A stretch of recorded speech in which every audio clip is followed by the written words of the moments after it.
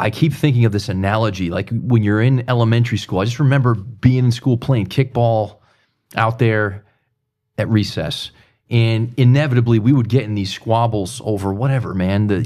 Fighting over the ball, fighting over the rules of the game, whatever it was at the time. And I could just now, as an adult, I can picture like a teacher looking out the window at these kids in the schoolyard fighting, watching them take these positions of authority over one another, watching them in their condescending tones and their aggression toward one another, and just seeing it all play out and all the anger and hostility. I could just envision a teacher watching all of that and thinking, my goodness, look at all of them. They're all on the same level. They all have ways of breaking the rules of the game. They all have ways of cheating. They all have ways of being selfish. They all have ways of fighting over the ball or wanting to be the ones to themselves determine the rules of the game. Like just the melee of all that, and thinking, wow, how sad that they just see themselves as so much better than the ones they're fighting with when they're all doing basically the same thing.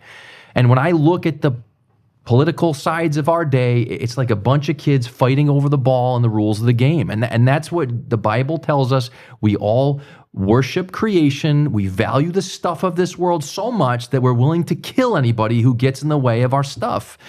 And so what the true gospel is doing is confronting that reality. And it's God lovingly, like he came up to Cain and said, hey, why is your countenance fallen? Why are you so ticked off? What are you really wanting?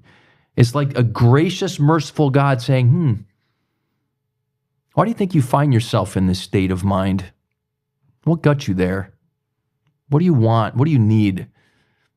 What's this sense of justification that you feel like that person's worthy of death, but somehow you're not?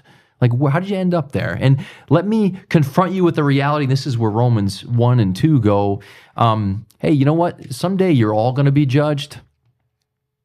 And as much as you may want to be able to say, well, I'm not perfect, but I'm not as bad as that person over here or that person over there, we are not afforded that out. It's like, hey, the bad news is we are all inherently unrighteous. None of us loves perfectly. Let's pause right there. Pause there. Yeah. Let's pause there, because I think my guess is the general response to some of what you just said. Hearing that would be, yeah. Well, I'm not going to go kill somebody. Like I don't hear someone's opinion, whether it be a right-wing conservative or a left-wing progressive. I'm not going to go and shoot somebody.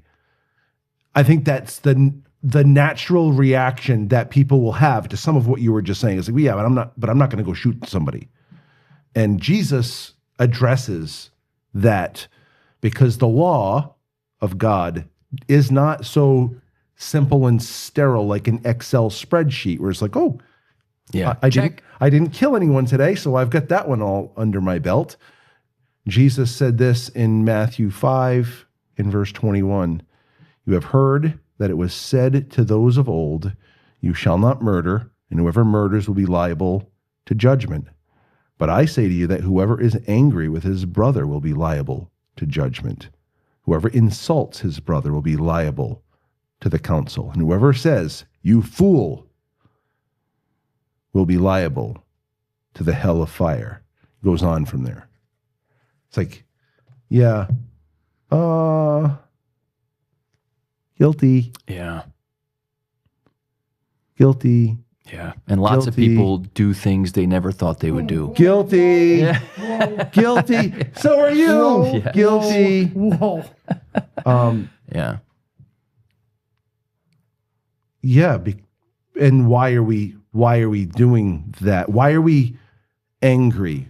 Why are we saying you fool? The reason is because we believe strongly in our thing, whatever that thing is. And it might even be a right thing, like legitimately a righteous thing we might believe.